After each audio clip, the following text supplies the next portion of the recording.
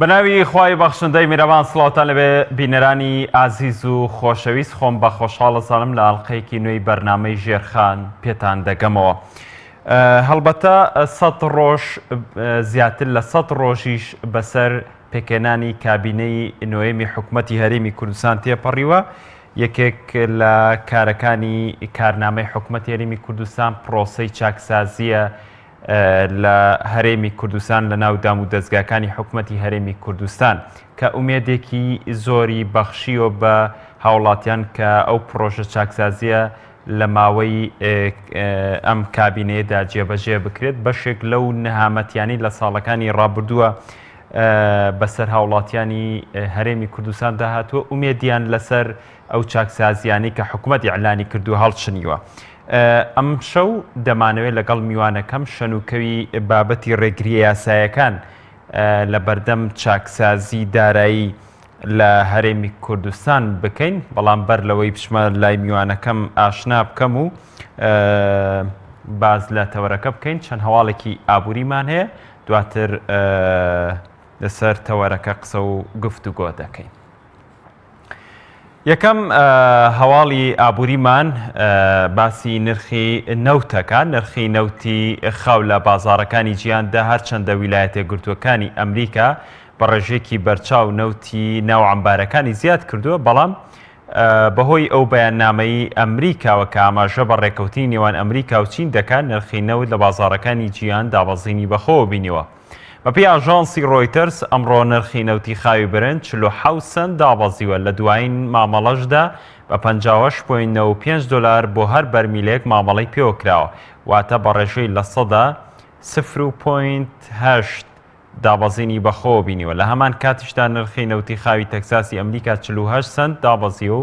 بە 52.88 دلار بۆ هەر بەرمیلێک مامەڵەی پێوەکراوە، واتە بە ڕێژەی لە سەدا 0.9 نزم بۆتەوە. بە گوێرەی بەیاننامەکانی پیشەسازی ژیان نەوتی عەمبارکراوی ئەمریکا لەم هەفتەیەدا بە بڕی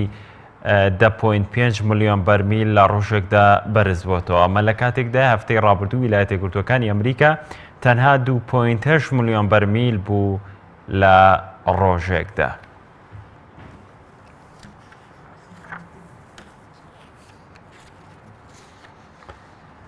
کۆمپانیا چینیەکان بیر لە دەرچوون لە ئێران دەکەنەوە. کۆمپانیا چینیەکان چیتر هاوبەشی کۆمپانیا غازیەکانی ئێران ناکەن. ئێرانیش ئەڵێت بە تەنها خۆیان پرۆژە کێڵگەکانی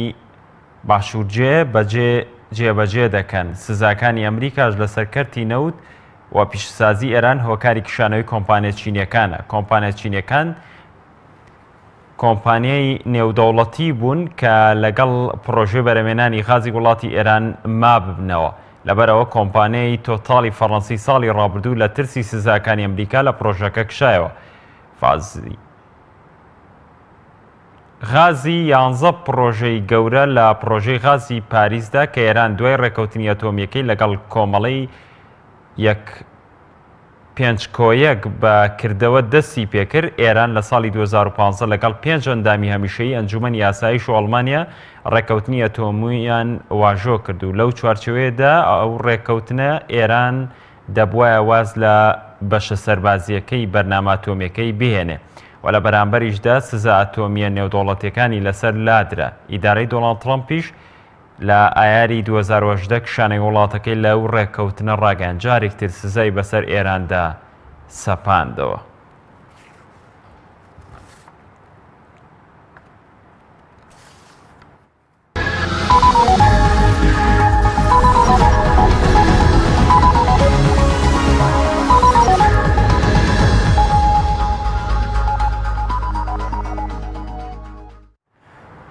دووبارە سڵاوتان لەبێ بینەرانی ئازیز و خۆشەویست.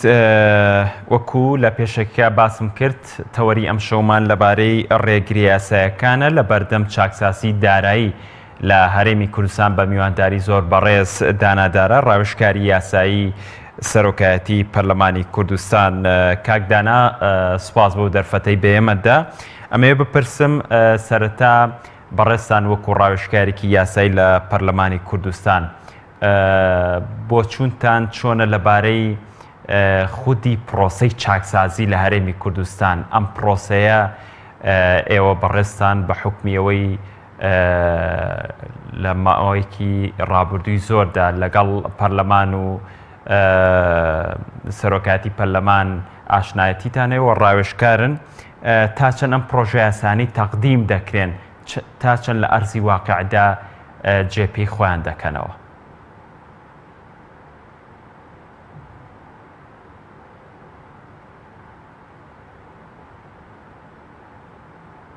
بەناوی خۆی گەورە و میهرەبان سڵاو عەرزەکەم بۆ جەنابت و بینەر و بیسەری کەناڵی ئاسمانی پەیام. من لە بەشی یەکەمی پرسیارەکەت گوێبیست نەبووم لەبەرەوەی دەنگەکە ناگەیشتە من، بەڵام ئەوەی دەمەوێت لە ڕاستیدا بێ لەم سەبارەت بە بەشی دووەمیەتی کە ئەو ڕەوتی گشتی ئەو پرۆژە خود ئەو پێشنیازە یاسانێک کێنە ناو پەرلەمانەوە. ئەم جارە لە ناو پەیڕەوی ناوخۆی پەرلەمان جیاوازی کراوە لە نێوانی پێشنیازی یاسا کە لەلایەن ژمارەی یاسای ئەندامانەوە پێشکەشەکرێ بە شێوەیە کە کەمتر نەبێت لە 10 واژەوە پێشکەشەکرێ و بەرزەکرێتەوە و بە فلتەرەکانی خۆی ئاڕوا بۆ سەرۆکایەتی لیژنەی یاسایی ئەگەر پەسەند کرا ئاڕوا بۆ خوێندنەوەی یەکەم هەروەها. بەڵام ئەوەی کە بۆ حکوومەت دانراوە پێوترێ مەشروعی قانون پرۆژە یاسا، پرۆژە یاسا ئەوانن کە دەقێکە لەلایەن حکوومەتەوە لە ئەنجامی پێویستیەک بۆ شایەکی یاسایی لە ئەنجامی جێبەجێکردنی یاساوە گرفتێک لە دەقێکی یاسایی دروستە بێ هەموارەکرێتەوە یاخود پێویستە یاسایەکی تازە لەدایک بێ بۆ ڕێخستنی بوارێ لە بوارەکان. ئەم پرۆژانە بەگشتی لە حکوومەتەوەیەن ئەو ناچێتە ئەو فلتەرانەی کە باسم کرد یەکسەرە چێ بە خوێندنەوەی یەکەم چونکە وای اعتیبار کراوە کە حکوومەت خۆی یاساکان جێبەجێەکە هەر خۆش ێزانێ بۆ شایەکان لەکوێن و چین و ئەو لەوێ دراوە بۆ پێی کە ئێستا زۆرینەیەکی پەرلەمانی زۆرینەیەکی حکوومەتی پێکێناوە هەر ئەو دۆخە زیاتر زاڵە بەسەر پرسی ناو پەرلەمان و کابینەکە. کاک دانا ئەو پرۆژەی کە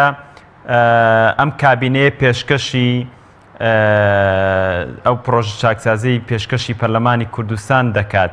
هەمان پرۆژەی پێشووتر نییە؟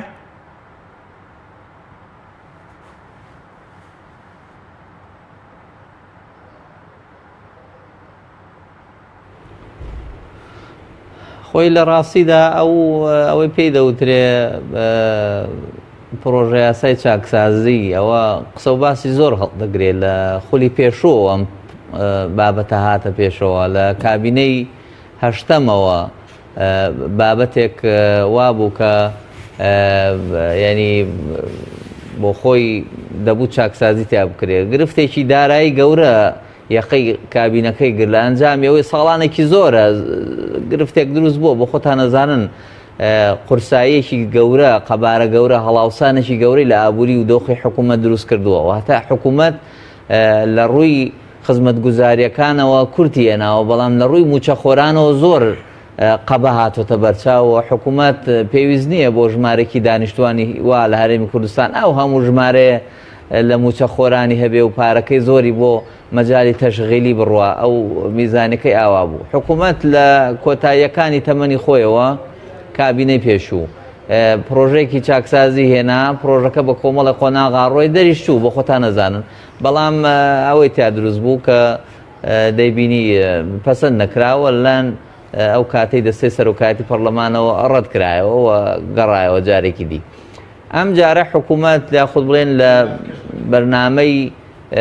ئەوەکان بوو بەرنامەی لایەنەکان بوو بەگشتی زۆر ئەو ینی جەختی لەسەر کراوەتەوە پێوترێت چاکسازیکردن لە بواری دارایی. تۆ تەماشا بکە چەند فراکسیۆنێک کردویانتە مەرجی ئەوەی کە لەناو حکوومەتەکە بەشدار بنەوە بمێننەوە. ئەم پرۆژەیە تا ئێستا نەهاتوو بۆ ناو بۆ زانیاری بۆ ناو پەرلەمان ئەمە پرۆژێکی نافەرمیە کە بەندە ئیشم لەسەر کرده بوو و هەندێک ناوەند بەدەستیانەوەیە بەداخەوە پرۆژەکەی 2010 حکوومەتە تا ئێستا هیچ وەرەقەیەکی کارکردن هیچ پرۆژەیەکی لەم بوارە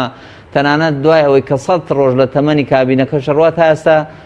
پرسێکی وای تەناول نەکردووەوە ڕێک نەخستووە بۆ پرۆژەیەک لە بەردەست نییە تۆ بیەنی ئەمە چارەسەرکەی بەداخەوە تا ئێستاشی لەگەڵ بێ ئەم پرسە بە هەڵواسراوی ماوەتەوە کە باوەڕەکەم لە نەتیجا بە چاکسازیەکی بچووک لە بوارێکی کەما دەرەچێت نەک چاکسازێکی فراوان ئەوەی کە خەڵک چاوەڕوانیە کرد ئەگەری هەیە چاکسازی بکرێت لە زۆر بوارە وا دەرناچێت. زۆر باشە. خودی ڕێگریەکانن کە ناهێڵە حکوومەتی هەرێمی کوردستان چاکسازی بکات کاکدانا یاخود نەخێر خودی نێت نییە نێتی ئەم حکوومەتە لە بوارە چاکسازیەکەیە نێت و ئەو ویستە نییە ئەگەر خودی چاکسازیەکە لە ئەرزی واقع توانرێ بکرێت؟ خۆی بەدڵنیاییەوە ینی زۆر واقعیشە حکوومەتی هەرێم کە بۆ خۆی لایانی جێبەجێکاری یاساکانە ئەم دەقە یاسانەی کە دەرەچێن ئەوەی پێی دەوترێت تەطبیق و تەنفیز تەطبیق دادگاکانێکن تەنفیز واتە جێبەجێکردن لایانی حکومی کەواتە پرسی جێبەجێکردنی یاساکان و بۆشایی یاسایی کە هەموار بکرێتەوە ناتەواوی لە کاتی جێبەجێکردن خراپ سوود بینین لە دەقە یاساییەکان ئەمانە حکوومەت خۆی توانێت بیان کاتەنانەت ئەو ڕێژە زۆرەی کە خەڵکانێکی بە دەرەجەی باڵا بە پلەی بەرز کردو بە خانەنشین خۆ بە بڕیارێکی ئیداری کراون هیچیان یازایەکی لە پشتەوە نەبووە کەواتە حکوومەت دەگەر ئیرادەیەکی بەهێزێوێ دەتوانێت دەستێک بێنێ بەم پرسانە چۆن پارێکی زۆری سەرف کرد لە بایۆمەتری ئەڵێ نازانم نەتیجەی هەبووە نەیبووە لەو بابەتانە ئەتوانێ هەر پرسێکی لەم بوارانە ئەچارەسەر بکا پرسی کە سوکاری شەیدان و ئەنفالکراوان و سوودبەندبووانی ئەو بوارە خانەنشینی یاسایی نایاسایی خانەنشینێکی تری ئەوەی کە خۆیان نەزان چۆنن نەوعێکی ترمان هەیە بندیوارەکان پلە وەزیفیەکان کە ناشایستە بوون هەمویان ئەتوانێت بە یاسا چارەسەر بکات تەنانەت کۆکردنەوەی یاسایەکێکی لە ئیشکالەکانی ئەم یاسایەوەیە کۆکردنەوەی ئەم پرسە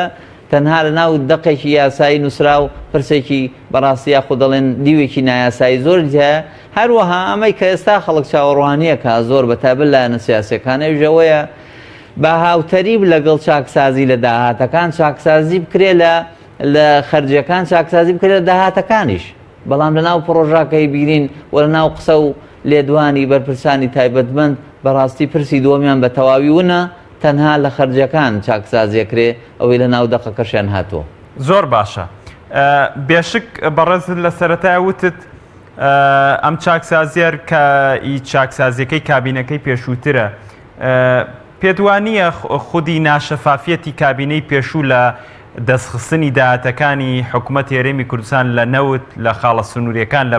لە داهاتی ناوخۆ هەرەمەش نەقڵە بێ بە هەمان شێوە بۆ ئەم کابینەیەش ئەیانەوێت بە هەمان فۆرمی حکومڕانی بە هەمان شێوە داهاتەکان ئاشکرا نەکرێن؟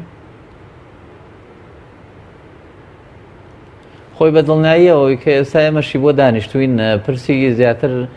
ئەو چاکسازیانەیە کە لە هەندێک دەقی نافەرمی هاتووە ئەوەی کە جەناب دەفەرمی ئەوە بەدڵنیاییەوە وایە چونکە هەر باسی نەکراوە تەنانەت تێنی هەر خودی سێکتەرەکانی نەوت و غاز و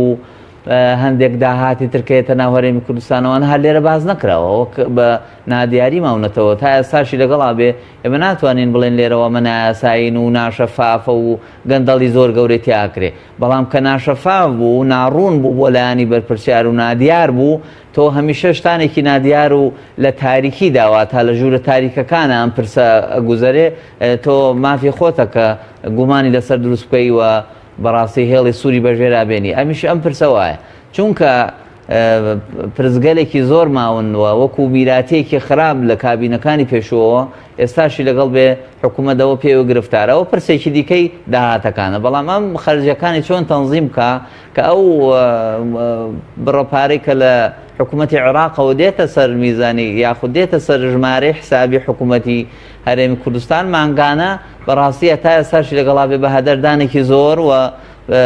ناتەواوی زۆری تایە ئەم یاسایە زیاتری شەکا لەسەر ئەو پرسە. زۆر باشە. ئەمەوێت کاکدانا بپرسم کە ئێمە یەکێک لەو تێبینیانەی کە وەکو ڕۆژنامەنووسان هەمان بوو لەسەرەوەی کە حکوومەت کە ئیعلان کرا لە پەرلەمانی کوردستان ئومێدێکی زۆری بەخشیە هاوڵاتیان کە هەنگاوەکان زۆر خێرە تێپەڕن بۆی کە ئەم کابینێ جیاوازتر لە کابینەکەی پێشووتر و شێوازی فۆرمی پێکەنانی حکوومەتەکەش جیاوازترە بێ بەڵام ئەو زیاتر لە 100 ڕۆژە ئێمە لە تەمەنی حکومەت تێپەڕیەوە بەڵام هیچ یەکێک لەو پلانانەی کە حکوومەت هێرێمی کوردستان لە بواری چاکسازی ڕایگەیاندووە نابینین. بۆ من نمونەیەک ئەهێنمەوە بە تایبەت لەبارەی موچە پاشەکەوت کراوەکانەوە کە فەرمانبەران زۆر ئومێدیان هەڵچنی بوو لەسەرەوەی کە ئەم حکوومەتە دەتوانێت کە موچە پاشەکەوت کراوەکانی بە هەر جۆرێکی سیستمی دانەوە بێ کێشانە و بەس پێیان بدرێتەوە. ئەتوانێت ئەمە بکات دەم حکوومەتە؟ خۆی بە دڵنیاییەوە ئەو دەستەواژەی پاشەکەوت دەستەواژەیەکی یاسایی نییە وە لە ڕووی ئابووری شەو قسەی لەسەرە، چونکە دەستەواژەی پاشەکەوت بۆ شتێکە کرێ بە تایبەت لە ڕوو ئابووریەکەیەوە کە مەبلەغێکە بێ واتە تۆ موچەخۆری سەردانی ئەو دامەزراوەیەکەی کە موچەی لێوەرەگری تۆ لەوێ ملیۆنێک لە حسابەکەتایە بۆ تێ نیوێ ڕاکێشی لە 150 و باقەکەی تری ئەمێنێتەوە. ئەمە پێوتێ دەستەواژەی پاشەکەوت و هەڵگرتن. بەڵام ئەم دەستەواژەی کە بۆ ئەمە خراپ بەکارهێنرا بوو واتە ناوێکی جوانی پێدرا بوو. ئەم ئەوەی کە پێی دەوتێ موچە پاشەکەوت کراوەکان هەر خۆی وجودی نییە، ینی تۆ دەتوانیت چۆن مەبلەغێکەیە ئەگەر حکوومەت بیتوانیا لێرە بیکە بە تەبعەن گومانی وانە کە ئێستا حکوومەت کارێکی وا گەورە بکات، چونکە زۆرە وەسێ لەسەر ملیارەها دۆلارە تەنانەت ئێمە لە وتەبێژی حکوومەت هێرێمەوە لە مانگی پێشوو بووە بزانم گوێمان لێ بووتی ئەو موچانەی کە پاشەکەوت کراون پێویستە حکوومەتی ناوەند بیانداتەوە، کەواتە بە تەواوی کۆتایی بۆ جەدەلە شێناکە کەس بە تەمایەوە نەبێت کە ئەو موچانەی بۆ بگەڕێتەوە لە هەر پلەیەکی وەزیفیا بێ. ئەمە مەترسێکی گەورە بوو، بۆیە یەکێک لەو ئیشکالە گەورانەی کە پێویستە چاکسازی تیا بکرێ و چاوی تەواوی فەرمانبەرانی لەسەرەوە بازاری هەرێمی کوردستان چاوی لەسەر ئەم پرسەیشە بۆ زانیاری، چونکە پارە بێتە گیرفانی فەرمانبەر و موچەخۆرانەوە بازاریش دەجوڵێتەوە زیاتر. ئەو ئابووریە بەسراوەتەوە بە پارەیەکی هاتوچۆ پێکراوە حرەکەی دراو کە حرەکەتی کرد هەمیشە لە دەستی فەرمانبەر نامێنێتەوە چێتە بازاریش. بۆیە لەو ڕۆوە مەترسێکی گەورە هەیە لەسەر ئەم پرسە، چونکە هەر باز نەکراوە مەترسی هەیە کە هەر وجودی نەبێوە لە ناو بەرنامەی حکوومەتە هەر فقط ناونیشانێک بێ و لە ڕووی کارەوە مەترسی لەسەر ئەگەر لەدایک ببێ. زۆر باشە کاکدانە لەبارەی سندوقی خانەنشینانەوە بێشک ساڵانێکی زۆرە بێگومان فەرمانبەر مامۆستا موچەخۆر لە هەرێمی کوردستان ساڵانە خانەنشینە بن و سندوق بێشک هەموو مانگێک کە موچەکەی وەرگرتووە بەشێک لە موچەکەی لێبڕدراوە تر مەبلەغەکە هەر چەندێک بێت بۆ تەقاعودیەکەی. ئەم سندوقە لە ئێستا دەداهاتەکەی دیار نییە، کەس نازانرێت. دەوترێت لەم پرۆژە یاسایەشە خەلەل هەیە لە دەستەواژەکان، تێبینیت لەسەرەوە چییە؟ خۆی لە ڕاستیدا ئێمە یاسای خانەنشینان لە هەرێمی کوردستان کە ئێستا جێبەجێکرا و بەرکارە یاسای ژمارە 27 ساڵی 2006 لە عێراقا ژمارە 9 ساڵی 2014 پرسی پێی دەوترێت قانونی خانەنشینانی یەکگرتووە. بۆیە ناوی یەکگرتووە چونکە هەموو پرسەکانی پلە تایبەت و موچەخۆران و هەمویانی ڕێخستۆ لە ناو یاسایەکەەوە زۆر دوور و درێژە و تەفاسیلی هەیە. ئێستا دانەوێ ئەوش بەرکارکەن لە هەرێمی کوردستان بە شێوەیەکی هەڵبژاردە نەک هەمووی. ئەوەی کە لێرەدا قسەی زۆر لەسرە بریتە لە ناو پرۆژەکە بە کاراکردن و یاخود ئەکتیڤکردنی سندوقەکە هاتووە. یاسای 27 ئەو مەبلغەی کە لە موچەخۆرانە بڕێ هەموو کەسێک کە دەرەجەیەکی وەزیفی هەیە بەپێی موچەکەی ماگانە نیسبەتێکی لێ بڕێە چێتە ناو ئەو سندوقەوە. سندوقی خانەنشینان فەرمانبەرایەتێکی گەورە یاخود فەرمانگەیشی گەورە لە ئاستی هەرێم ئەم سندوقە ئیدارەیەکا و سەرپەرشتێکە و بەیانی من و تۆ ئەم پێ دەڵێن ئیستیقطاعی تەقاعودی لێبڕینی خانەنشینیە دەچێتە ئەم سندوقەوە. یەکێکی دیکە خانەنشین نەبێ ئەویش وەردەگرێت لە بری من و تۆ ئەمجا دوازار من و تۆش ئەگەر بمێنین خانەنشین نەبین و ئەوە هەروەها. بەڵام ئەوەی کە ئێمە بینیمان لە ساڵانی قەیران لەم 2016 و 17 ئەم سندوقەش چارەنووسی دیار نادیار بوو، ئەو پارایەکی زۆری تایە طبعاً لە ڕووی ملیارها دۆلاری تایە بۆ زانیاریتان کە کەم نین، چونکە سندوقێکی دەوڵەمەند و بەهێز و کارایشە، چونکە بەردەوام ئەوەی پێ دەوترێت جوڵەی پارەی تایە و ئیشتیاکرێ. ئەم سندوقە نەما ئەوە تا ئێستاش باسی نی. ئێستا باسی لە ناو پرۆژەکە باسی کاراکردنەوە هاتوۆتە پێشەوە، کاراکردنی و ئەمە بەڕاستی کۆمەڵێک ئیشکال و قسە هەڵدەگرێت لەوانەیە لە ڕابردوو چی لێ هاتووە کەس و کاری من و تۆ کە ئێستا یاخود موچەخۆرێکی تەمەنی یاسایی تاوا بوو خانەنشی نەبێ بە چی خانەنشی نەبێ چۆن خانەنشی نەبێ ئایا چارەنووسی ئەو پارانەی من و تۆ ساڵانەکە لێمان بڕاوەکو موچەخۆرێک هەر موچەخۆرێک مافی خۆیەتی بپرسێ لەکوێ چی لێ هاتووە ئەمانە هەمووی گرفتێکی گەورە بوو ئەگەر بەپێی ئەم یاسا کۆنەکە خانەنشینی سندوقێکی هەبێت جیاوازە لەوەی بەپێی یاسای ژمارەنۆ خانەنشینی سندوقێکی هەبێ هەموو ئەمانە ئیشکالێکی گەورە هەبوو ئەبوو حکومە لەوێ چارەسەری بکات تەنان دەبوو تعریفی سندوقەکە بکە و ئەم سندوقە زۆر گرنگە چونکە چۆن سندوقی نەوت و غاز هەرێمی کوردستان یاسای هەبوو دروستیش نەکراوە تا ئێستا ئەم سندوقەش بۆ خۆی گرنگە چونکە لە هەموو وڵاتێک بۆ چینی فەرمانبەران کە ڕێژێکی زۆر لە خەڵک پێک دێنێ لەوێ پارەکانە نەچێتە ئەوێ و ئەو لێبڕینی خانەنشینیە لەوێدا واتا ون نابێ ئەم پارەی تۆ بەڵام لێرەدا ئێستا ناتوانین بڵین ماوە هەیە نییە چۆن بەتایبەت باسی کاراکردنەوە کاوا بزانم مەبەست پێی دروستکردنە نەک کاراکردنەوە بڵێ کەواتە ئەو پارەی کە پێشتر لە فەرمانبەر بڕاوە لە ڕووی یاسای و چ پێناسەیە کاڵەگیرێ گەر مەسەرەن ئەو دەستەواژەی کە بەکار هاتووە کاراکردنەوە ئەو پارێت تا ئێستا دیار نەبێت یعنی ئەمە بارگیرانیەکی تر لەسەر بودجەی هەرێمی کوردستانیش دروست ناکات لە ڕووی یاساییەوە چ فۆرمێکی بۆ داڕێژرێتەوە وڵی خۆی تەبێت تەمعنەوەی کە بەرپرسە لە میشە وەڵامەکە باتەوە واتە من و تۆ وڵاتی نازانین ئایا ئەمەم چارەنووسی ئەم سندوقە لە ڕابردووە چۆن بووە ئەوانەی کە خانەنشین بوون لەوێ خانەنشین و تۆ تەماشا بکە ئێستا سەندیکای پارێزەرانی کوردستان یاسای تایبەتی خۆی هەیە بۆ سندوقەکەشی یاسایکی هەیە بۆ سندیکای یاسایکی هەیە بۆ سندوقەکەی ملیارها دیناری تایە واتە سندوقێکی دەوڵەمەنە سندیکایەکی دەوڵەمەنە تۆی پارێزەر کەسبەی بەپێی تەمەن و یاسای خۆت خانەنشین بووی لەوێ چارەنووست دەستپێرێ بە سندوقەکە پەیوەندیدار نییە بە موچەخۆری حکوومەتەوە موچە هەیە نییە دواکەوێنە لەوێ تۆ خانەنشینەکە هەرگیز دوا ناکەوێت کەواتە ئەم سندوقەش هەبوو لانی کەم مادەم کارتی گشتی سەرپەرشتیەکە مادەم حکوومەت خۆی سوپایەک لە فەرمانبەری هەیە و سەرپەرشتیەکە ئەم سندوقەش زۆر چارەنووسی دیار بووە زۆر بە ئاسانی کاوڵاتی بیتوانێت زانیاری کۆبکاتەوە لەسەری و چی چۆن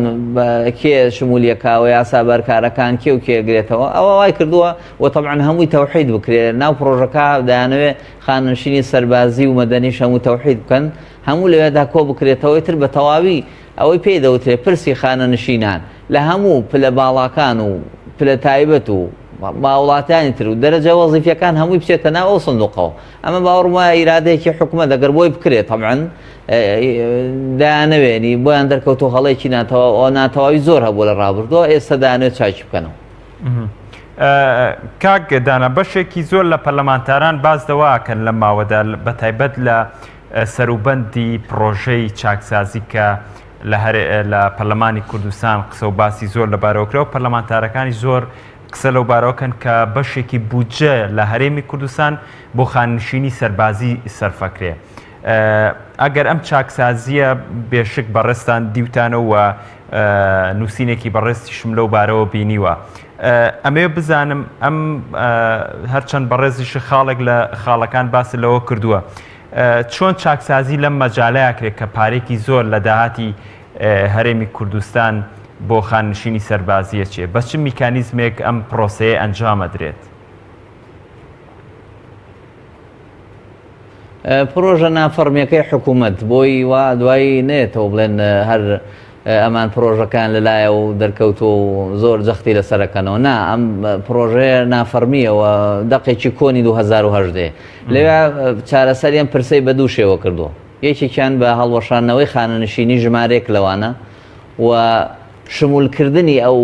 پلە سەربازیانەی کە پێشمەرگە بوون و لە بەروارێکی کۆن و تازا پێشمەرگە بوون بە یاسای خانەنشینی پێشمەرگە و بە خانەنشینی زێرەڤانی و پێشمەرگەی شاخ ئەلەو بابەتانە و یاسانە هەمووی بیانگرێتەوە واتە ئەو پلانەی کە پێ و تێ پلەی وەزیر و لیوا و دەرەجە عسکەریە سەربازیە گرنگەکان کە ئیمتیازەکەی گەورەیە سە تۆ بۆ ناگەر خانەنشین ببی بە وەزیر خۆ تۆ نابی بە وەزیر بەس هەموو ئیمتیازەکانی وەزیر شمولتەکە ئەوە لەو ڕۆوە مەترسێکی گەورەی دروست کردو و بارگرانێکی بۆ سەر دارایی حکوومەتیێری زۆر باشە کاک دانا ئەگەر هیانە ئیمتیازەکە پێی دراوە وەکو بەخشینێک پێی درا بەڵێ دەوترێت ئەگەر 20 ساڵێکی تر حساب بکەین بودجێ هەرێمی کوردستانە بێ هەر بەخڕی بکرێتە گیرفانی بەشێک لەو خانشینە تایبەتانەوە بەڵام بۆ نمونە لە وڵاتانی پێشکەوتوی ئەوروپا پەرلەمانتارێکە بینی وەزیرێکە بینی کە خانشینە بێ کە ئیتر ئیشەکەی تەواو بێ لەو کاتەیە چێتەوە سەر کارەکەی خۆی ئیتر نابێت بودجەیەکی تایبەتی بۆ تەرخان بکرێمە چییە 4 ساڵ وەزیر بووە یان 4 ساڵ پەرلەمانتار بووە بۆچی پرۆژێکی لەو شێوەیە تەقدیم ناکرێت بۆچی لە هەرێمی کوردستان گەروا بڕوا لێشاوێک لە خانشینی تایبەت و بودجەیەکی زەبەلاحیش لە هەرێمی کوردستانە بێت تەرخان کرێت بەڕێزیش لەگەڵەو بۆچوونەیانیت خۆی یەکێکی تر لەوانەی کە دەمیست بڵێم بۆ چارەسەری گرفتی موچە و خانەنشینی زۆری کارتە سەربازیەکان بریتە لە پلەی وەزیفی پلەی وەزیفیەکانی ڕاستکردنەوەی پلەی وەزیفی بۆ بەکارهێناوە پرۆژەکە ئەو کەسانی کە پلەی ناشایستیان وەرگرتووە دەرەجەی سەربازی گەوران وەرگرتووە واتە تۆ ئەگەر خەتێکی سەربازی وەربگری ئەستێرەیەک وەربگری ئیمتیازەکە زۆرە چێتە سەرەوە وەکو ئەوە نییە تۆ فقط کۆمەڵێک ڕقەمە و کۆمەڵی ئەستێرەی زۆرە لەسەر شانتە نه ئەمانە هەموو ئیمتیازاتیە ئەوە لەو ڕۆ هەوڵ دراوە چارەسەری بکرێت کە ئەمە بەڕاستی تا ئێستاشی لەگەڵ بێ زۆر ینی ناتوانانی ئومێدێکی زۆری پێوە ببەستینەوە سەبارەت بە خانەنشینی پلە تایبەتەکان بۆ زانیاریت پلەی وەزیر نزمترە لە پلەی ئەندامی پەرلەمان لە ڕووی موچە و خانەنشینیشەوە بەڵام هەرێکێک لەوانەیە یاسای خۆی هەیە یاسای ژمارە 12 ساڵی 1990 لەگەڵ یاسای ژمارە 13 هەردوو ئەندامانی ئەنجومەنی وەزیران ئەندامانی پەرلەمان بەو یاسایە خانەنشینە بن بەڵام پەیڕەوی ناوخۆی پەرلەمان کە لە 2018 دەرچوو دەرفەتێکی جێ کردوتەوە ئەویش ئەوەیە کە ئەندامی پەرلەمان ئەگەر وەزیفەی هەبوو بۆ هەیە بگەڕێتەوە سەر وەزیفەکەی واتە خانەنشین نابێ و هەندە نابووتە خانەنشین بێ بگەڕێتەوە ناخۆی خانەنشین نابێ ئەگەر مامۆسا بۆچێتەوە سەر وەزیفەکەی ئەگەر هەر دەرەجەیەکی وەزیفیە بۆچێتەوە ئاستی وەزیفی خۆی ئەمە دۆخێکی زۆر باشە بەڵام تۆ تەماشا بکەمە لە ڕۆژهەڵاتی ناوەڕاستە ژین لە کوردستانە ژین بەڕاستی ئەگەر بێت و خانەنشین دانەنێن بۆ ئەم دەرەجانە دوجار گرفتێکی گەورەکەین چونکە بەشێک لەوانە وەزیفیان نەبووە تۆ چۆن چارەسەریەکەی دیوێکی تریان هەر خانەنشینی ئەمان کۆ بکەیتەوە ناگاتە یەک لە سەردەی خانەنشینی سەربازی تۆ سەری و ئاماران ئێستا من ژمارەکانم لە بەردەست نییە بە زمانی ژمارە قسە بکەین خانەنشینی ئەندامانی پەرلەمان و وەزیرەکان بە درێژایی کابینەکان بە درێژایی خولەکانی پەرلەمان ناکاتە یەک لە سەردەی خانەنشینی سەربازی بۆ زانێتە یعنی کەواتە خانەنشینێکی زۆر نییە بەڵام تۆ بۆ هەیە دەستکاری ڕێژەکەی بکەی یاخود بە شێوەیەکی جیاوازی ڕێگە بدە ئەندامی پەرلەمان بتوانێت بگەڕێتەوە سەر وەزیفەی پێشووی یاخود خانەنشین بێ کە من باوەڕم وایە بگەڕێتەوە باشترێنی دەرفەتێکی وا بێ یاخود بە دەرەجەیەکی وەزیفی تعین بکرێت لە شوێنێکە توانە و کەفاءە و خزمەت و ئەوانەی ئەو 4-5 ساڵەی بەڕاستی زۆر لە وەزیفا بمێنێتەوە باشترە چونکە بەشێکیان خۆتە زانی بە تایبەتم خولەی ئێستا بەشێکیان تەمەنی خانەنشینیان نییە تەمەنیان زۆر کەمە کەواتە بۆچی لە ئێستاوە ئێمە بیان سپێرین بە ژیانێکی وەکو بڵێ نادیار کە خانەنشین بن و موچەیەکی مۆڵ بەڵکو دەتوان زۆر دەرفەتە ئێمانە خزمەت بکەن ئەزمونونەکانیان بگوازنەوە بۆ ئەوێ زۆر باشە کاکدانە لەبارەی و شێواز و ئەو یاسایی لە بەغدا جێبەجێ کرێت لەبارەی موچەی خانەنشینیەوە بێشک لە هەرێمی کوردستان جیاوازترە لە خولی پێشوشە مناقەشەی زۆر لەو بارەوە کرا بەڵام نەگەیشتنە نەتیجە پێت وایە ئەو خانەنشینیە ئەو یاسایی کە لە بەغدا دانراوە بۆ خانەنشینی جا پلەی تایبەت بێ سەربازی بێ یاخود فەرمانبەری ئاسایی بێ هەمان پرۆژە بێت هەرێمی کوردستان بەشێک لە خەڵکی پیان جوان و باش بوو کە داوایان لە پەرلەمانتارانە کرد لەو بارەوە هەوڵ بدرێ تا چەند ئەو پرۆژە یاسایە بۆ هەرێمی کوردستان گونجاوە جێبەجێ بکرێت من باوەڕم بە تەواوی گونجاوی ئەو پرۆژەیە هەیە بەڕوونی یاسای ژمارە 9 ساڵی 2014 ئەوەی پێی دەوترێت سێکتەری خانەنشینیانی لە تەواوی عێراق ڕێخستووە بۆچی یاسایەک ئەندامانی پەرلەمانی کورد لە ئەنجومەنی نوێنەران دەنگیان لەسەردابێ بۆچی لێرە نافیز نەبێ بەڵام ئێمە بۆ خۆمان نەزانین سوڵتەیەکی تەشریعی هەیە مادەی 170 دەستوری عێراق ڕێگەیدا و پەرلەمانی کوردستان ئینفازی ئەو یاسانە بکە ئەم یاسایە لە هەنگاوی یەکەمە پێویستە لێرە جێبەجێ بکرێ تەمەنی خانەنشینی بەستۆتەوە بە 50 ساڵ لەگەڵ 5 ساڵ خزمەت بە هەروەها بە دیوێکی ترا بەسوێتەوە بە ڕێژەی بڕی خانەنشینی کە کەمترین ڕێژەی خانەنشینی بستۆتەوە بە 400,000ەوە کەەوە زۆر باشە فەرزی کردو لەسەر حکوومەت ئەمە ئیشکالیان بوو مادەی 37 داناوی سیستنای ئەندام پەرلەمان و پلە باڵەکانی کردووە دادگای باڵای فیدراڵی ئەو کاتە ڕەتی کردەوە کە ئەوانیش دەبێت شمولی ئەم حاڵەتە بکەن بە هەموو شێوەیەک 50 بە 50 ساڵ خزمەت 50 ساڵ تەمەن لەگەڵ 15 ساڵ خزمەت ئەمە دەرفەتێکی زۆر باشە گرفتی گەورە لە کۆڵی هەرێمە کاتەوە دەتوانێت دۆخی ڕابردوو ئێستاشی لەگەڵا بگونجێنرێ باوەڕم وایە یاسایەکی کاریگەری زۆر باشێ بێ بەڵام بزانین لە ڕووی گوێبەجێکردنەوە چۆنە بێ بە تایبەت بۆ ڕێژەکانی موچەخۆرانی خوارەوە زۆر باشە بێ لانی کەمەکەی بە 400 داناوە لانی کەم طبعاً تۆ لە ئەنجامی ساڵی خزمەت و شەهادە و کۆمەڵی ئیمتیازاتی تر پارەکەت بەرزە بێتەوە بەڵام 400 لە کاتی ئێسادا دەتوانین بڵێن مەبلەغێکە ناتوان بڵێن ئەوەیە بەڵام دەتوانین باشی بۆ دابنین ئەوە دەتوانم بڵێم یاسایەکی باشە زۆر باشە دەتوانرێت ئەم یاسایە پەرلەمانتاران بەشێکی زۆری ئەو بڕگە و مادانی کە لەو یاسایە هەیە تێکەڵ بە پرۆژە یاساکە بکرێت لەباری خانەنشینیەوە یان تێکەڵ کراوە تایەتی لەم پرۆژە یاسایە بە دڵنیاییەوە یەکێک لە مادەکانی یاساکە ئێستا لە یادم نییە بەس ئاماژەی بە مادە یاسایەکە کردو کە ئەم یاسا خۆی لە هەرێمە بەرکار نییە زۆر پێم سەیرە یعنی تۆ بە شێوەیەکی پێڵێن ئینتقایی یعنی بە هەڵبژاردن تۆ بێنی مادەیەک هەڵبژێری و دەستکاری بکەی و نافیزیکەی ئەوانی تری نەکەی نەخێر ئەم یاسا پێویستە حکوومەت لە کاتی ئێستا بیستومە فراکسیۆنی جیاواز لە پەرلەمان پێشکەشیان کردووەکو و پێشنیازی یاسا کە بەرکار بکرێمە یاسایکی فیدراڵیە مادەی 77 لە ناو پەیڕەوی ناوخۆ ڕێگەی داوە هەر یاسایەکی باشی فیدراڵی دەرچوو لێرەش ئەندامان بۆیان هەیە بەرزی بکەنەوە ئینفاز بکرێ بە قۆناغەکانی بەرکارکردنا بڕوا ئەم یاسایە لە قۆناغی یەکەم بەرکار بکرێ بە تەواوی مانە بۆ هەموو بوارەکانی خاننشینی ئەگرێتەوە بە سەربازی و مەدەنی و پلە باڵا و پلە نزم و هەموو ئاستێکەوە ئەمجا تۆرە یا هەمواری کەرەوە لە هەندێک بوارە پێشکەشیکە یاخود بە شێوەیەکی دروست ئیسیفادەی لێ بکە کە یاساکە بەرکار بوو من و تۆش دەزانین دۆخەکەمان چۆنە جا خانەنشینین هەر پلەیەکمان هەیە لەوێ هەمووی ڕێکخراوە بە تایبەت ئەمە بۆ سێکتەری خانەنشینی کە بارگرانێکی گەورەی بۆ حکوومەت دروست کردو خۆ دەزانی ئەوە گرفتێکی گەورەی پاشان حکوومەت دەیتوانی پرۆژەی تر پێشکەش بکە لە بواری وەزیفەی گشتی کە یاسای ڕاژەی شارستانی قانونی خدمە ژمارە 24 ساڵی 1960 تا ئێستا ئەودەم 25 جار هەموار کراوەتەوە لە عێراقا تۆ جاری 26ەم هەموارێکی بۆ پێشکەش بکە هیچ گرفتێک نییە کارتی وەزیفەی گشتی بەم شێوە ڕێک بخرێتەوە دەرماڵەکان پلە وەزیفەکان تەعینات هەموو ئەو پلانە بە تایبەت هەروەها سوود بینینەوە لە توانای کەسێک ئەگەر تەمەنی خانەنشینی تەواو کرد جارێکتر بیهێنیتەوە ئەوانە هەمووی لەو پرسا لەوێ چارەسەر بکە تێکەڵی مەکە بە زەلامێکی بندیوارکە دەوام ناکا کە گوێنایەتێکە موچەیەکی مۆڵ وەرەگرێ لەگەڵ کەسێک کە لە ڕاژە بەردەوامە خزمەتەکە ئەزمموی هەیە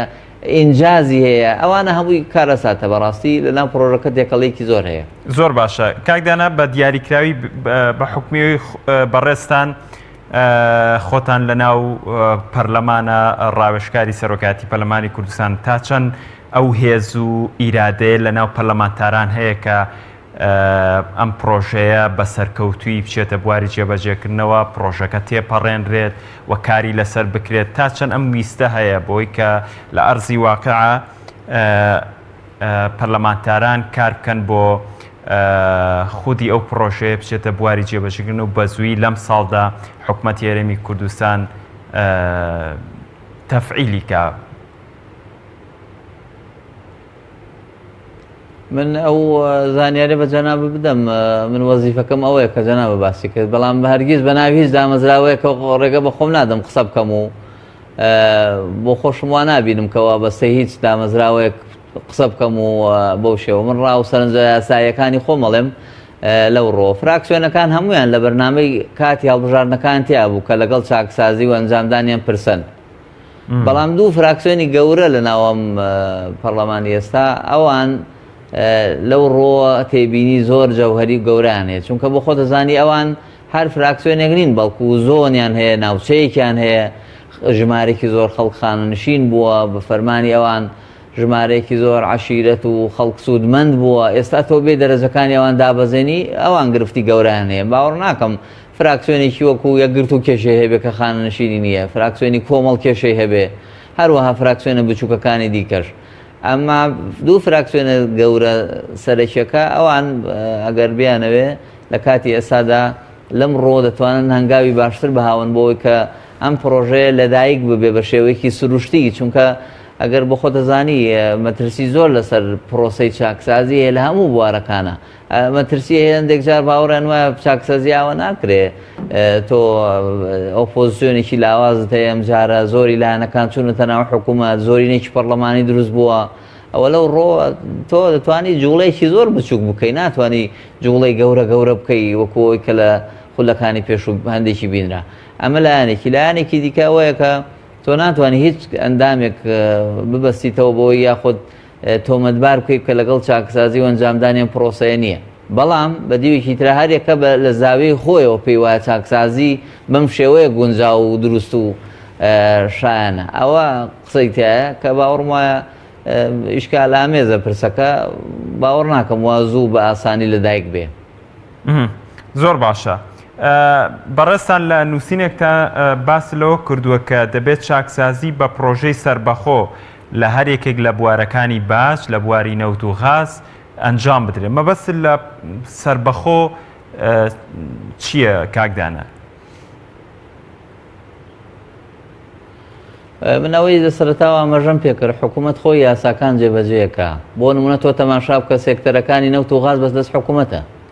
سێکتەری باج وەرگرتن و ڕسومات هەمووی بەدەست حکوومەتە ئەوانی دیکە هەمووی کەواتە زۆری داهاتەکانێتە لای حکوومەت کەواتە حکوومەت خۆی دەتوانێ مادەم وەزارەتی تایبەتمەندی هەیە بەڕێوەبەرایەتی تایبەتمەندی هەیە بە موچە و بودجە و میزانی سەنەوی و کە ئەوە چەند ساڵە میزانی هەر نەبوو کەس نازانێت چۆن بۆ حساباتی خیتامیش نەبووە ئەمانە ڕێک بخاو بۆ هەرێکە لەو بوارانە ناتەواوی و گرفتی هەیە پرۆژەی بۆ پێشکەش بکە بۆ نمونە ئێمە لە هەرێمی کوردستان خاوەنی سیستمێکی باجی ڕێک و پێک بین تۆ تەماشا بکە لە خولی چوار ئێستاش بە دەقیقی بیرمە ئەندامێکی پەرلەمان کە ئێستا پۆستێکی ئەوەیە هەستا پرۆژەیەکی لە سێکتەری باجا خوێندەوە وەکو بیرۆکە پێشکەشی کرد هەراوە تەبەنی بکەن کە بەشێکی گرنگی ڕێخستنی جوانە دەن بە سیستمی باجەکان ژمارەیەکی زۆر کۆمپانیا هەیە تا ئێستاش باز نادا یان تۆمار نییە ئیشی ژەکا و ئەنجامیشی هەیە کەواتە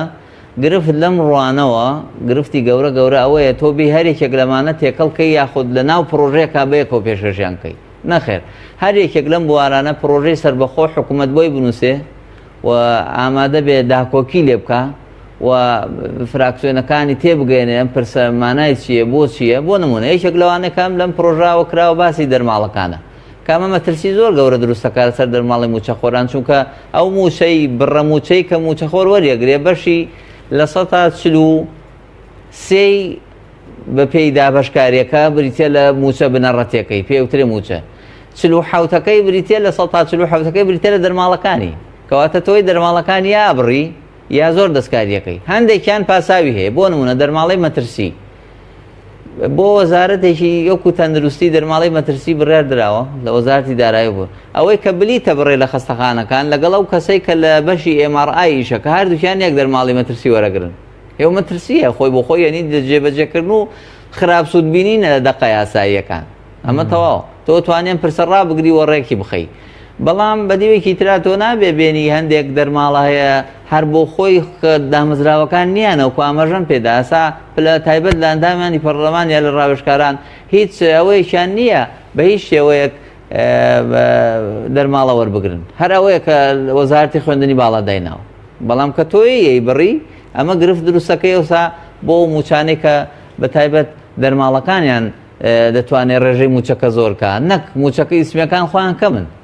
ئەوەکو ڕاستێک بڵێم زۆر باشە دەوترێت کە لە حکمی ڕەشید و بۆ ئەوەی چاکسازی ڕیشەی ئەنجام بدرێت ئەو لایەنەی کە حکمی بەدەستە بۆی 4 ساڵی تر متمانە وەربگرێتەوە ناوی لە مێژووە بە جوانی جێبەجێ بکرێ ئەوی ژەوەیە کە خۆشگوزەرانی لەو 4 ساڵەیە لە ژێر دەستی ئەمە بەدی بێ و چاکسازی ڕیشەیی ئەنجام داد و خەڵکەکەی ئاسوودە و ژیانێکی کامەران بەسەبر. بۆچی ئێمە ساڵ ئەسپێرین بە ساڵێکی تر ئیشەڵڵا ئەم ساڵنا ئەم ساڵ پرۆژەی چاکسازیە کرێ ئەم کابینەنا کابینەیەکی تر پرۆژەی چاکسازی جێبەجێ کرێت و شەفافیت لە داهاتەکان و خەرجیەکان بەدی دێ. بۆچی جۆرێک لە بێمنەتی لەم پرسەیە ئەبینرێت؟ خۆی لە ڕاستیدا و سیستمی حکومڕانی لە هەرێمی کوردستان هەڵسەنگاندنی زۆر پرسێکی زۆر جیاوازەوە تا لە ڕووی ئابووریەوە ناکرێت هەڵسەنگاندنی بۆ بکەین. بەڵام مادەم بابەتەکەەوە جەختکردنەوە لەسەر ئەدای حکوومەت لە بواری ئابووری ئەدای دامەزراوەکانی بەداخەوە زۆر کرچ و کاڵ و لاوازەوەتە کەمترین مەترسی لەسەر ئایندەی هەرێمەکە دروستەکە. تۆ سەیری کە 2 ساڵ لەمەوە پێش لە ئەو ڕووداوەکانی ئۆکتۆبەرە هەرێم کەوتە بەردەم مەترسێکی گەورە نیوە خاکەکەی لەدەست و کەواتە هەرێم بۆ خۆی پێکاتەیەکە لەناو وڵاتێکا پێوتێ وڵاتی عێراقێکی فیدرال بەڵام مەعالیمەکانی فیدراڵی جێبەجێ نەبوو بە چاکی. ئەزمموی کورد لە حکومڕانیە ئەزممونێکی سەرکەوتو نییە ئەوە ڕاستەکەی بڵێم. ئەمە مانایەوە نییە مەڕەخنە لە خۆگرتن بێتە یەکتر شکاندن و بریندارکردن شتێکی دیە. ئەمە لێرە بریتە لە هەڵسەنگاندنێکی ئەکادیمی. ئەمە باسی کۆی لایەن و عەقڵیەتەکە عەقڵیەتی کورد لێرەدا هێستا زۆری ماوە بتوانێت ئیدارەی کۆمەڵێ مەلەفی گەورە بکە. بۆ نمونە هەموو دامەزراوەیە کە تەمەنی زۆر بوو تووشی گەندەڵیە بێ ئیترەوە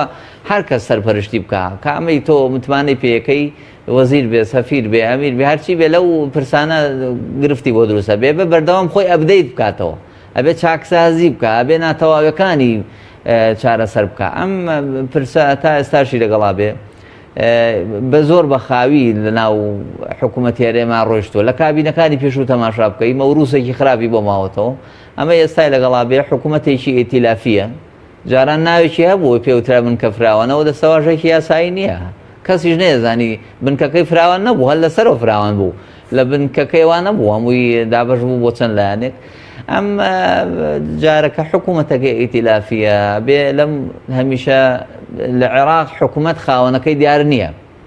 لیستێکی بەهێزی پەرلەمانی پشتیوانی ناکات. لێرە لیستێکی بەهێزی پەرلەمانی پشتیوانی کابینەی حکوومەتیەکە و متمانی پێداوە. لەم ڕۆوەتوانێت ئەم بە ئاسانی ئەم چاکسازی لە دایک بێ بە تایبەت هەردوو لایانی سەرەکی فراکسیۆنەکانی پارتیۆکێتی ئەم ڕاستیە دەتوانن زۆرتر جەختی لێ بکەنەوە چونکە ئەوان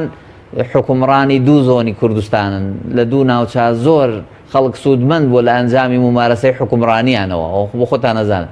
جا باش بۆ خراپ بۆ هەرچی بووە ئەوە سوودمەند بۆ لی ئەبێ بێن ئەمە ڕێک بخەنەوە بۆی چونکە حتمیەتی ئابووری هەرێم بەم شێوە درێژە ناکێژێ بودجەیەکی زەبەلا حەڕوا بۆ هەندێک مەجال کە شایستە نییەوە پارێکی زۆر لە موچەخۆرانی شایستە کەمە بێتەوە تۆ تەماشا بکە ساڵی 2019 وابزانم تا مانگی 7 موچە دراوە یعنی تا ئێستا لەگەڵ ئایا ماگانەی تری چی لێ هەر مانگەکان کە تۆ لە دەوامای دیار نییە جاوەرە پاشەکەوتی چەندین ساڵ لەمەوە پێشکە بدرێتەوە. ئەمە مەترسێکی گەورەیە بێ حکوومەت خۆی لە بەردەم کۆمەڵە چارەنووسی خراپە بینێتەوە بێت چاک خۆی بۆ حازرکە وەڵامیان باتەوە. زۆر باشە بۆی بیکەمە کۆتا پرسیار و لە کۆتا دەستەواژەی بەڕێستەوە چۆن ئەم حکوومەتە خۆی ئامادەکە بۆی کە هەموو ئەو نیشانەی پرسیارانەی کە لە سەرەتی بەڕێزت ئاماژە پێدا لەسەری لابچێت و هەنگاوی جددی بنێت و ڕێگرێ یاسایی و ئابوووریەکانی پرۆسەی چاکسازی لە ئەرزی واقعە نەهێڵێت و ئەوەی کە بڕیار وایە لەم کابینەیە کە بڵاوی کردەوە حکوومەتی هەرێمی کوردستان لە ئەرزی واقعە لە ماوەی 4 ساڵە ببینرێت چی بکات دەبێت چی بکە هەنگاوەکانی چۆن بن؟ بەڵێ من بەدەر لە کارنامەی حکوومەت و لە پێکاتەکەی و سیاسەتە ئیداریەکەی حکوومەتەوە پەیوەندیدار نییە ببنەوە ئەوەی کە ئەولەوێتە بۆ حکوومەت بیکات چونکە دوجار تۆ لەگەڵ حکوومەت بی یان نەبیت ئۆپۆزیسیۆن بی لە ناو حکوومەت بی هەر چارەنووسێ بێکمانەوە بەسێتەوەی پێوتری هەمومان لە ناو کەشتێکین ئەمە دیوە ڕاستەقینەکەی ئەوەی کە ئەولەوێتە بۆ حکوومەت یەکەمیانەوەیە واز لەم سیاسەتی ئابووری سەربەخۆ بێنێ هەرێمی کوردستان تا ئێستا ڕازی بۆ هەرێمێک بێت لە چوارچەوەی وڵاتێکی فیدراڵ